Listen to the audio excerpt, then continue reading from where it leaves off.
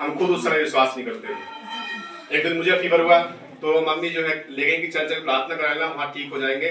मैंने कहा मैं प्रार्थना नहीं कराऊंगा, मैं ऐसे ही ठीक हो जाऊंगा, क्योंकि मैं विश्वास नहीं करता था। एक दिन क्या हुआ, यहीं पर, ये तो अब घर बन गए, पहले घर नहीं था यहाँ पे, तो वहां पे एक गाड़ी खड़ी होती थी जिसमें रेता भर के लाते हैं।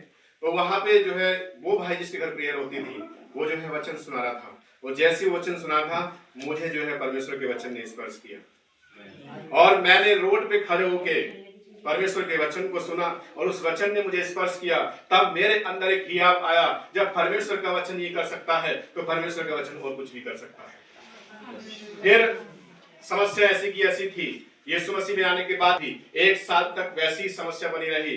लेकिन मेरी मम्मी से मैं कहता था आप विश्वास करो कि ये चंगी हो जाएगी, तो ये जो है जादू टोना करने वाले के पास ले आती थी, मेरी बात नहीं सुनती थी। लेकिन मैं कहता था कि विश्वास करो, अगर मैं ज्यादा कुछ कहता था तो ये बोलते थे कि तू करके दिखा। मैंने कहा मैं नहीं कर सकता, लेकिन परमेश्वर का वचन कैसे कर सकता है। अगर कोई चंगा करने वाला है इस दुनिया के अंदर तो वो यीशु मसीह का नाम है। और मैंने ये बात इनसे बोली, लेकिन उन्होंने विश्वास नहीं किया। एक दिन जो है दुष्ट आत्मा पूरे दिन उसमें घुस के बैठी रही।